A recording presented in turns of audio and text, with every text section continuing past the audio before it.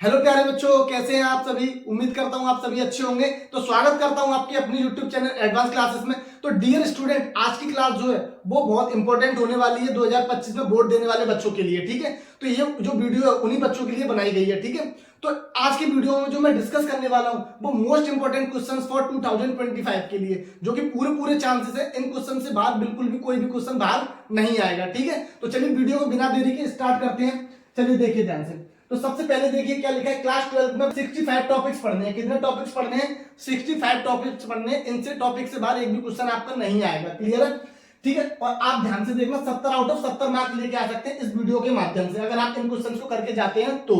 ठीक है, उसके बाद बच्चों एक महीना बचा है हमारे पास, लगभग एक महीना बचा। तो एक महीने में आप तैयारी, आपको इन क्वेश्चंस को करके जाना है। आप एक महीने में इन क्वेश्चंस को तैयार कर लीजिए, बस इतना ही करना है, इतना ही सफिशिएंट है आप लोगों के लिए। ठीक है, बोर्ड परीक्षा में 95% मार्क्स आ जाएंगे इजीली इस वीडियो से। ठीक है, चलिए अब देखिए ध्यान से, देखिए ध्यान से। तो देखिए पहला क्वेश्चन आप लोगों के सामने लिखा हुआ कूलाम का नियम, तो जो कि आपका पहला चैप्टर है। तो पहले चैप्टर्स में से क्या क्या पढ़ने हैं, मैंने चैप्टर्स के नाम तो नहीं डाले लेकिन सारे क्वेश्चंस लिख के लाया हूं, तो इन क्वेश्चंस को आप नोट भी कर सकते हैं। ठीक है, तो पहला क्वेश्चन है बेटा कूलाम का नियम। तो इस क्वेश्चन को आपको पढ़ लेना है कि पहले चैप्टर में से कूलाम का नियम क्या होता है, इसकी यूनिट क्या होती है, किस किस की मीडियम जो होता है डिपेंड करता है नहीं करता है, ये सारी चीजें डिस्कस करनी है। ठीक है, उसके बाद बच्चों दूसरा जो क्वेश्चन है, विद्युत ध्रुव के कारण, विद्युत ध्रुव के कारण अक्षीय स्थिति में और निरक्षीय दोनों ही पढ़ लीजिएगा, दोनों ही इंपॉर्टेंट है, दोनों ही एग्जाम में चांसेस है आने की। ठीक है, तो ये दोनों ही कर लेना। अक्षीय लिखा है लेकिन निरक्षीय भी आप पढ़ के जाइएगा। ठीक है, चलिए तीसरा क्वेश्चन जो है बच्चों हमारा, वो है हमारा विद्युत ध्रुव की निरक्षीय रेखा पर स्थिति, विद्युत क्षेत्र की तीव्रता, यानी मैंने अभी बता दिया। अक्षीय और निरक्षीय दोनों ही क्वेश्चन लिखे हुए, दोनों ही इंपॉर्टेंट है। चौथा क्वेश्चन जो है बच्चा वो है गॉस का प्रमेय। गॉस की प्रमेय क्या होती है, डेफिनेशन और इसका प्रूफ, ये एग्जाम में पूछा जाता है, तो ये भी आप लोगों को करना है। ठीक है, उसके बाद बच्चों जो पांचवा क्वेश्चन है, अनंत विस्तार से रेखीय आवेश के कारण विद्युत क्षेत्र की तीव्रता। तो अनंत लंबाई का कोई चालक तार है, उसके कारण इंटेंसिटी क्या होती है, उसका डेरिवेशन करना है आपको, उसका प्रूफ आना चाहिए आप लोगों को, ये भी इंपॉर्टेंट क्वेश्चन है। ठीक है, छठवा जो क्वेश्चन है बेटा वो है अनंत विस्तार की समतल आवेशित कुचालक चादर के कारण विद्युत क्षेत्र की तीव्रता। तो ये सेकंड चैप्टर से हैं, ये सारे क्वेश्चन जो बता रहा हूं मैं आपकी, जो पहली यूनिट है इलेक्ट्रोस्टैटिक्स, उसके क्वेश्चन चल रहे हैं। ठीक है, तो ये क्वेश्चन आपको कर लेने हैं। ठीक है, उसके बाद बच्चों सातवां जो क्वेश्चन है, विद्युत ध्रुव की अक्षीय स्थिति में वैद्युत विभव क्या होता है, तो इसका डेरिवेशन कर लेना है आपको। ठीक है, और आपको पता है निरक्षीय स्थिति में वैद्युत विभव क्या होता है बच्चों, तो जीरो होता है, याद रखिएगा। निरक्षीय स्थिति में वैद्युत विभव का मान क्या होता है बच्चों, जीरो होता है। ठीक है, चलिए बढ़ते हैं आठवें क्वेश्चन की तरफ। तो चालक की धारिता क्या होती है, चालक की धारिता क्या होती है ये आपको पता होना चाहिए। ठीक है, तो इसका कर लेना है आपको। इसके बाद बात करता हूं संधारित्र क्या होता है। तो संधारित्र क्या होता है, इसकी डेफिनेशन कर लेना, याद कर लेना। यूनिट क्या होती है ये भी आप कर लेना। संधारित्र के उपयोग पूछ लिए जाते हैं, वो भी एग्जाम में आते हैं, तो उनको भी कर लीजिएगा। संधारित्रों का संयोजन यानी कॉम्बिनेशन ऑफ कैपेसिटर्स क्या होते हैं, इनका डेरिवेशन कर लेना। ठीक है, तो 1/c equivalent is equal to 1/c1 plus 1/c2 plus 1/c3। ठीक है, तो एक सीरीज कॉम्बिनेशन, पैरेलल कॉम्बिनेशन दोनों को पढ़ लेना है। ठीक है, उसके बाद बच्चों 11वें क्वेश्चन पे चलते हैं। तो 11वां क्वेश्चन है विद्युत धारा, इलेक्ट्रिक करंट क्या होता है बच्चों, तो इलेक्ट्रिक करंट को पढ़ लेना है आपको। इंस्टेंटेनियस करंट क्या होता है, तात्क्षणिक करंट क्या होता है, तो ये सारी चीजें आपको डिस्कस कर लेनी है। ठीक है, और विद्युत धारा कैसी राशि है ये पूछ लिया जाता है, तो एक अदिश राशि होती है, क्यों होती है उसका रीजन मैं आपको वन शॉट में बताऊंगा, सारी चीजों को डिस्कस करूंगा। ओम का नियम बच्चों पढ़ लेना है। ओम के नियम से जो क्वेश्चन आता है बेटा वो ये आता है कि अनुगमन वेग के आधार पर ओम के नियम का डेरिवेशन में आता है 57 आता है, तो उस क्वेश्चन को आपको कर लेना है। ठीक है, अनुगमन वेग के आधार पर ड्रिफ्ट वेलोसिटी के।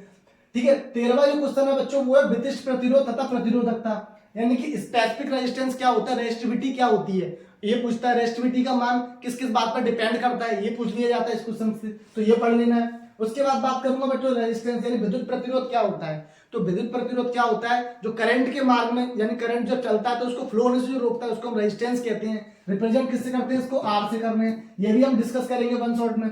उसके बाद बात करता हूं विशिष्ट चालकता, तो ये भी आप लोगों को कर लेंगे, विद्युत चालकता क्या होती है। ठीक है, किरचॉफ के नियम, दोनों नियम कर लेना है आप लोगों को। किरचॉफ के पहला नियम भी कर लेना है और दूसरा नियम कर लेना है। पहले नियम को क्या कहते हैं, लॉ ऑफ जंक्शन, दूसरे को क्या कहते हैं, लॉ ऑफ वोल्टेज। क्लियर है, तो ये पूछ लिया जाता है कि किरचॉफ का प्रथम नियम किस पे बेस्ड है, तो आपको याद रखना है ये आपका आवेश संरक्षण पर आधारित है। किस पे आधारित है बच्चों, आवेश संरक्षण पर। और दूसरा जो नियम है ये ऊर्जा संरक्षण पर आधारित है। ठीक है, तो ये बात भी आपको ध्यान रखनी है। उसके बाद बात करता हूं मैग्नेटिज्म में से। मैग्नेटिज्म में से क्या क्या पूछा जाता है, तो पहला वायु सावर्त का नियम, इसके पूरे चांसेस है एग्जाम में आने के वायु सावर्त के नियम के, ठीक है, इसको पढ़ लेना है। एम्पियर का परिपतीय नियम पढ़ लेना है आपको। एम्पियर के परिपतीय नियम के साथ आपको बेटा इसके एप्लीकेशन भी पढ़ लेने हैं। क्या पढ़ लेने हैं? इसके एप्लीकेशन, ठीक है, तो एप्लीकेशन यानी इसके अनुप्रयोग भी पढ़ लेने हैं, वे भी एग्जाम में पूछे जाने के पूरे पूरे चांसेस हैं, ठीक है। चलिए बढ़ते आगे। 19वां क्वेश्चन क्या है बच्चों? चुंबकीय फ्लक्स। चुंबकीय फ्लक्स को किससे रिप्रेजेंट करते हैं बच्चों, बताओ? चुंबकीय फ्लक्स को करते हैं 5b से रिप्रेजेंट। तो ये आपको ध्यान रखना, चुंबकीय फ्लक्स को किसी भी सरफेस के परपेंडिकुलर निकलने वाली मैग्नेटिक फील्ड लाइंस को हम लोग क्या बोलते हैं? चुंबकीय फ्लक्स कहते हैं। क्लियर है? चुंबकीय फ्लक्स एक अदिश राशि होती है और फॉर्मूला क्या होता है? Phi equal to B A, ठीक है, phi equal to B A cos theta. चलिए आगे बढ़ते हैं। उसके बाद बच्चों 20वां जो क्वेश्चन है बच्चों, फैराडे के विद्युत चुंबकीय प्रेरण के नियम। तो विद्युत चुंबकीय प्रेरण के इसके भी दो नियम होते हैं बच्चों, फर्स्ट लॉ और दूसरा लॉ, ठीक है। तो फैराडे के प्रथम नियम को न्यूमैन का नियम कहते हैं और दूसरे नियम को कहते हैं लेंज का नियम, ठीक है। तो एग्जाम में पूछा जाता है फैराडे के दूसरे नियम को समझाइए, तो भी लेंज का नियम ही लिखते हैं और लेंज के नियम को ही फैराडे का दूसरा नियम ही कहते हैं, ठीक है। इसके बाद में बात करता हूँ चुंबकीय फ्लक्स। तो ये आई थिंक बता दिया गया मैंने पीछे, चलिए कोई दिक्कत नहीं, चुंबकीय फ्लक्स आपको बता दिया मैंने अभी। उसके बाद बच्चों ये जो क्वेश्चन है स्वयं प्रेरण और अननोन प्रेरण, इनके पूरे पूरे चांसेस है आने के। इनमें डिफरेंस पूछ दिया जाता है कि स्वयं प्रेरण क्या होता है और अननोन प्रेरण क्या होता है, तो इन दोनों को भी आपको डिस्कस कर लेना है, पढ़ के जाना है, ठीक है। इसको रिप्रेजेंट एल से करते हैं और इसको रिप्रेजेंट एम से करते हैं, ठीक है। उसके बाद बात करता हूं बच्चों विभिन्न प्रकार के प्रत्यावर्ती एसी परिपथ, एलआर परिपथ और एलसीआर, यानी तीनों सर्किट करके जाने हैं। एसी सर्किट क्या होता है, एलआर सर्किट क्या होता है और उसके बाद एलसीआर सर्किट। इस चैप्टर में से या तो एलसीआर सर्किट पूछा जाता है या इससे रिलेटेड एक न्यूमेरिकल पूछा जाता है, तो ये आपको ध्यान रखना है, ठीक है। उसके बाद बच्चों बात करता हूँ व्हाट इन करंट, व्हाटलेस करंट क्या होती है, और इसके बात करता हूँ इसके दो डायग्राम भी आते हैं, ठीक है, कि दो डायग्राम आते हैं, इसके दो ही डायग्राम होते हैं व्हाटलेस करंट के, ठीक है। तो ये आपको ध्यान रखना है, एक बार आप कॉइल जोड़ देंगे तो एक बार आप कैपेसिटर जोड़ देंगे, ठीक है। उसके बाद बात करता हूँ ट्रांसफॉर्मर। ट्रांसफॉर्मर का बेटा सचित्र वर्णन आता है, क्या आता है? स्टेप डाउन स्टेप अप, तो इसका पूरा सचित्र वर्णन आता है, ठीक है। एफिशिएंसी भी पूछता है इसके साथ। ट्रांसफॉर्मर का सिद्धांत, तो आपको ध्यान रखना है ट्रांसफॉर्मर का सिद्धांत क्या अननोन पीरियड के सिद्धांत पर वर्क करता है, तो ये बात आपको ध्यान रखना है। विद्युत जनित्र यानी डायनामो, इसका सचित्र वर्णन पूछ सकता है, तो इसको भी आप लिख लीजिएगा, ठीक है। उसके बाद में बात करता हूं मैक्सवेल का विद्युत चुंबकीय तरंग सिद्धांत, तो ये इंपॉर्टेंट क्वेश्चन है, ये भी पढ़ लेना। विद्युत चुंबकीय तरंग स्पेक्ट्रम, स्पेक्ट्रम वेवलेंथ क्या होती है, फ्रीक्वेंसी क्या होती है, तो चार्ट के माध्यम से मैं आपको प्रोवाइड करवा दूंगा, कोई दिक्कत की बात नहीं है, ठीक है। चलिए उसके बाद में बात करता हूं, अच्छा अब तक यहां तक जो है क्वेश्चन नंबर 31 तक, यानी 31 क्वेश्चन जो है टोटल मैंने आपको फर्स्ट बुक से बताया। तो चलिए हम सेकंड बुक की बात करते हैं। देखिए यहाँ से अब तक ये हमारी मैंने कराई है आपको 31 क्वेश्चन, ये आपके फर्स्ट बुक के क्वेश्चंस थे, ठीक है।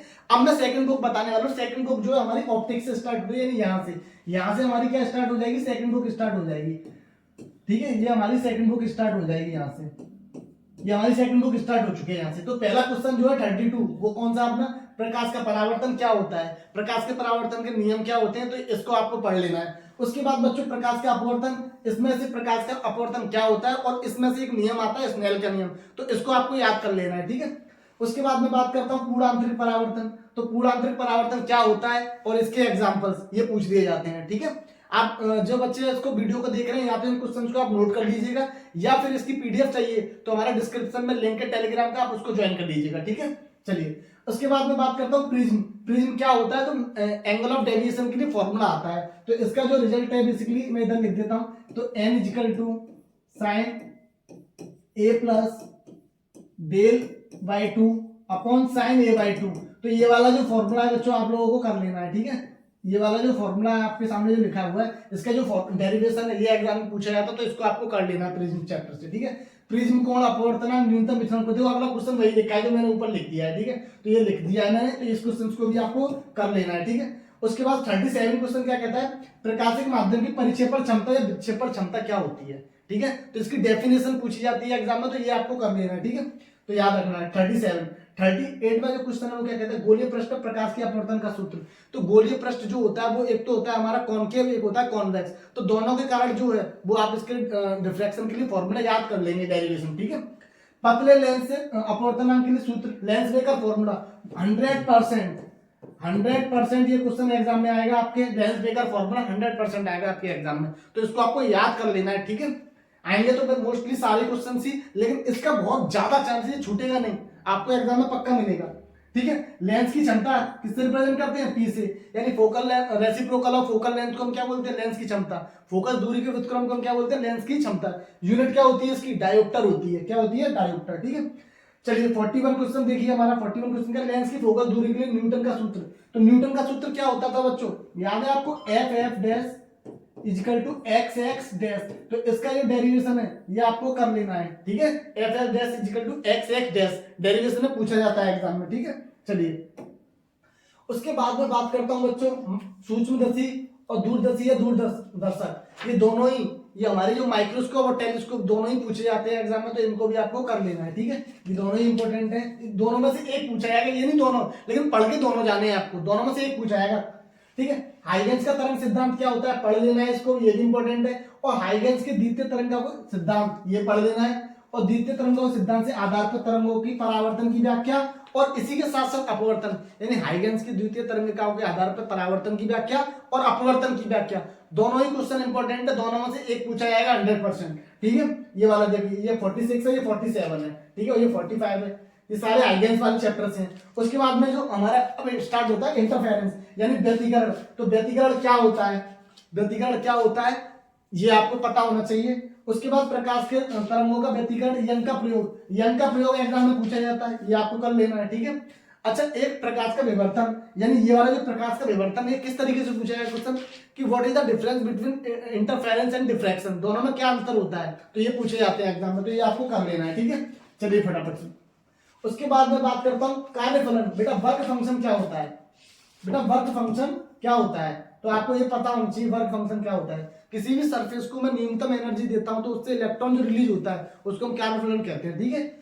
उसके बाद में बात करता हूं बच्चों प्रकाश विद्युत प्रभाव, फोटो इलेक्ट्रिक इफेक्ट क्या होता है, डेफिनेशन पता होनी चाहिए हमें इसकी, एग्जाम में पूछ लेता है 2 नंबर में। प्रकाश विद्युत उत्सर्जन के नियम इंपॉर्टेंट है ये बच्चों, ये आपको पढ़ लेना है, 100% चांसेस इसके। और ये वाला क्वेश्चन, ये आप इसको 101% लिख लीजिए, आइंस्टीन की इक्वेशन, ये आपकी पूछी क्वेश्चन है बेटा, सिलेक्टेड क्वेश्चन है। ठीक है, ये क्वेश्चंस को हमने एनालिसिस करके लेके आया हूं आपके लिए। 2025 में ये क्वेश्चन बहुत इंपॉर्टेंट है होने वाले हैं आप लोगों के लिए। ठीक है। रदरफोर्ड का अल्फा कण प्रकीर्णन का प्रयोग और नाभिक की खोज, ये क्वेश्चन पूछा जाता है कि अल्फा कण प्रकीर्णन क्या था और नाभिक की खोज, ये क्वेश्चन पूछा जाता है एग्जाम में। रदरफोर्ड का परमाणु मॉडल क्या था, क्या उसके ड्रॉबैक थे, क्या कमियां थे, तो ये दोष क्या थे, ये सारी चीजें आपको पढ़ लेनी है। ठीक है।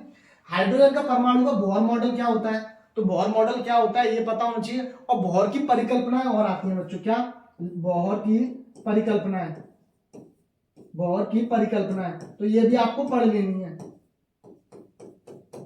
ठीक है, बोहर की परिकल्पनाएं, तो आपको ये भी आपको पढ़ लेनी है, बोहर की परिकल्पनाएं क्या होती हैं, तो ये आपको याद कर लेनी है। ठीक है। उसके बाद बच्चों हाइड्रोजन स्पेक्ट्रम, हाइड्रोजन स्पेक्ट्रम क्या होता है, तो इसमें कितनी श्रेणियां बनती है, बामर, लाइमर, पाचन, फुंड, ये सारे इनके फॉर्मूले पता होने चाहिए कि कौन सी श्रेणी से किसमें इलेक्ट्रॉन किस श्रेणी में जा रहा है, किसमें नहीं आ रहा है, तो ये सारी चीजें हमें पता होना चाहिए। ठीक है। उसके बाद बच्चों बात करते हैं हाफ लाइफ, अर्धायु, अर्धायु काल, तो इसके लिए आपको एक रदरफोर्ड सोडी का नियम आता है, तो उसको आपको पढ़ लेना है। ठीक है, चैप्टर से।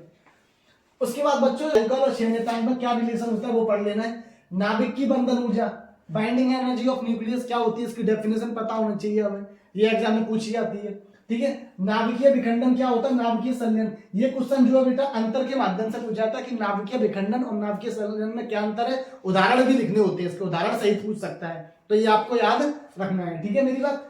उसके बाद बच्चों पीएन संधि डायोड क्या होता है, तो पीएन संधि डायोड ये आपको पढ़ लेना है, इंपॉर्टेंट है ये वाला, ये वाला पीएन संधि डायोड क्या होता है, पीएन संधि डायोड ये आपका 100% एग्जाम में आने वाला है। ठीक है। तो ये मैंने आपको सिर्फ और सिर्फ 65 क्वेश्चंस बताए हैं जो 2025 में बहुत इंपॉर्टेंट होने वाले हैं ये क्वेश्चन। अच्छा, अब मैं आपको ये बता देता हूं कि ये क्वेश्चंस मैंने आपको सारे प्रोवाइड कराए हैं, इन सब के मैं आंसर्स भी प्रोवाइड कराऊंगा, लेकिन अपने इसी चैनल पे ये वीडियो लेके आऊंगा मैं, यानी वन शॉट के माध्यम से मैं इन सारे क्वेश्चंस के आंसर्स प्रोवाइड करवाऊंगा आपको। ठीक है। तो चलिए, वीडियो आपको अगर पसंद आया हो तो वीडियो को लाइक कीजिए और अपने सभी दोस्तों में शेयर भी कर दीजिए, जिससे कि इस वीडियो का वो भी लाभ उठा सकें। ठीक है। चलिए मिलते हैं फिर आपसे वन शॉट में वीडियो में। Thank you.